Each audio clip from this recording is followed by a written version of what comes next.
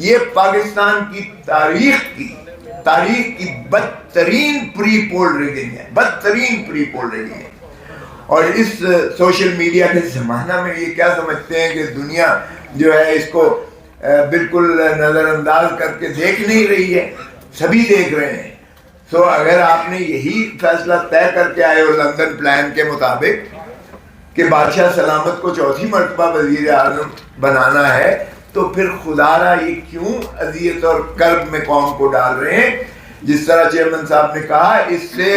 Instability بڑھے گی، پاکستان کی معیشت ڈوبے گی، اور یہ کوئی پاکستان کا جو بہی خار نہیں کر سکتا ہے۔ خدا را آپ نے لندن پلان کے تحت ایک ایک کر کے اس طرح اپنے کیسز کو تو بڑی سرعت کے ساتھ فیصلے کروا کے آپ بری ہو گئے۔ کہتے ہیں جی نام نہیں ہے نواز شریف کا، نام نہیں۔ اور بھائی 6 آف شور کمپنیز جو شیل کمپنیز ہیں وہ ہیں ہی آپ ہی کی، اور جس طرح سے منی لانڈرنگ ہوئی، جس طرح سے لیئرنگ ہوئی، جس طرح سے قاضی فیملی کے اکاؤنٹس میں پیسے ٹرانسفر ہوئے، جس طرح سے اسحاق ڈار کا کنفیشنل سٹیٹمنٹ آیا، جس طرح سے براڈ شیٹ جو یعنی ایسٹس فائنڈنگ جو ایک نیب نے، اس وقت کی نیب نے اپوائنٹ کیا تھا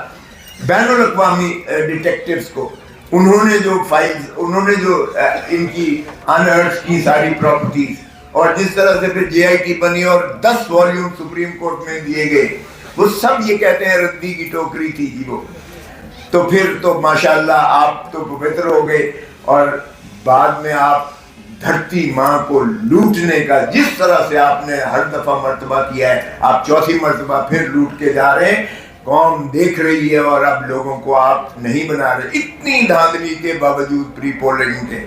8 فروری ہونے دے، الیکشنز کو ٹرانسپیرنٹ کرنے دے، پھر خائف کس لیے ہیں، ڈرتے کس لیے ہیں؟ یہ ساری آپ کی جو چل رہی تھی ابھی آپ کو دکھائی گئی ہے۔ بلے کے نشان کو کیا آپ چاہتے ہیں کہ دیکھیں پاکستان، ہندوستان اور بنگلہ دیش میں یہ کیوں کر سمبل رکھا گیا ہے؟ یورپ میں تو سمبل نہیں ہے کیونکہ وہاں سب ایجوکیٹڈ ہے۔ یہاں ہماری جو ان ایجوکیٹڈ ہیں، جو لکھنا پڑھنا بھی نہیں دیکھ سکتے، وہ نشان پر ہی ووٹ دیتے ہیں۔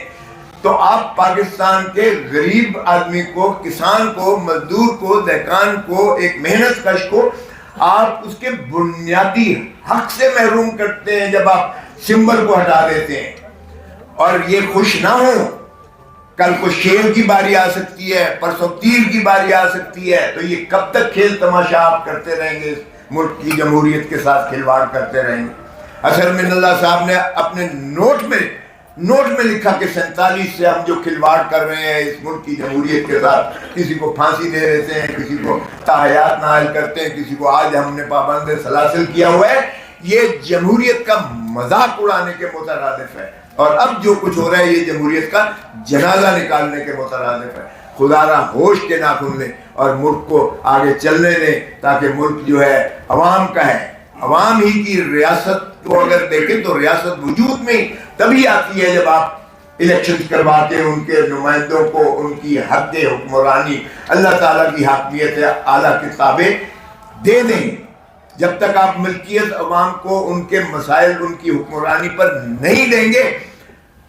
تب تک جو ہے آپ کا ملک آگے نہیں بڑھ سکتا ہے۔ اور پھر آیا آرٹیکل 5 میں لکھا گیا کہ وفاداری آئے عوام کے ساتھ اور تابعداری آئین کے ساتھ، یہ لازم کر دی گئی ہے ہر پاکستان پر، چاہے وہ چیف جسٹس آف پاکستان ہو، چاہے وہ فوج کا سربراہ ہو، چاہے وہ کوئی بھی ہو، صدر ہو یا ہو۔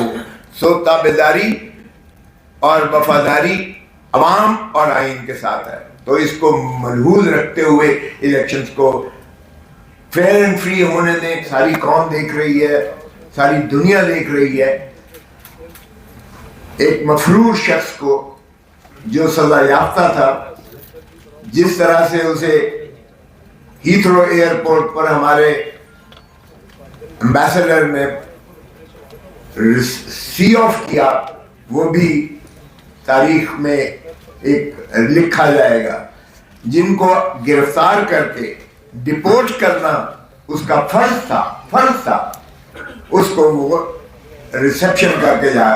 وہاں چھوڑنے جاتا ہے۔ اور پھر جس طرح سے اسلام آباد ایئرپورٹ پر بائیو میٹرک مشین چل کے جاتی ہے ہائی کورٹ کی، کمال ہے، ایک طرف تو سابقہ وزیر اعظم کو ہائی کورٹ کے بایو میٹرک کمرے سے، ہائی کورٹ کے کمرے سے، اسلام آباد ہائی کورٹ کے کمرے سے جس طرح اس کو تشدد کر کے گرفتار کیا جاتا ہے، اور جس طرح ہائی کورٹ کے عملے پر تشدد کیا جاتا ہے، وکلاء پر تشدد کیا جاتا ہے، اس کی ملکیت جو دروازے تو اور جو ٹیبل سے اور جو وہاں چیزیں موجود تھی کمرے کے اندر، جس طرح ان کو توڑا جاتا ہے اور توڑ پھوڑ کی جاتی ہے، اور اس پر جو ہے آج تک کوئی کارروائی نہیں ہوئی ہے۔ حالانکہ سپریم کورٹ نے 11 مئی کو کہہ دیا کہ یہ غیر آئینی اور غیر قانونی طور پر انہیں گرفتار کیا گیا، اور ایکسیس ٹو جسٹس کی بنیادی حقوق کو ہی ڈینائل یہ کی گئی۔ تو اس کے بعد ان کے خلاف تو کوئی ایکشن نہیں ہوا ہے۔ اور پھر دیکھیں کہ جس طریقے سے ہم نے اور آپ سب نے دیکھا کہ جس طرح ان کے کاغذات نامزدگی منظور کیے گئے، انہی ضلع سبحانی کے جن کو لایا گیا ہے چوتھی مرتبہ وزیر اعظم بنانے کے لیے، وہ کیسے آپ کاغذات نامزدگی منظور کر سکتے ہو؟ ہمارے تو امیدواروں کے، آج میرے داماد کو جو ہے اس کے ڈیرہ غازی خان سے عمر کھوسا کے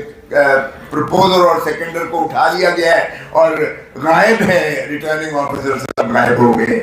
اور ان کے بھائی کے جو ہے وہ 2 پرچے اور درج کر کے کہا پہلے بیل کروا کے لاؤ، جو سابقہ ایم پی اے سٹنگ تھا پی ٹی آئی کا۔ یہ سارے جگہ آل اوور پاکستان ہو رہا ہے یہ ہمارے ساتھ۔ یہاں جناب ضلع سبحانی کے کاغذات نامزدگی منظور کر لیے جاتے ہیں، اس کے باوجود کہ سپریم کورٹ نے انہیں 62(1)(f) میں تاحیات نااہل قرار دیا ہوا ہے، اور اس پر نظر ثانی بھی سپریم کورٹ سے خارج ہو چکی۔ اور پریکٹس اینڈ پروسیجر ایکٹ میں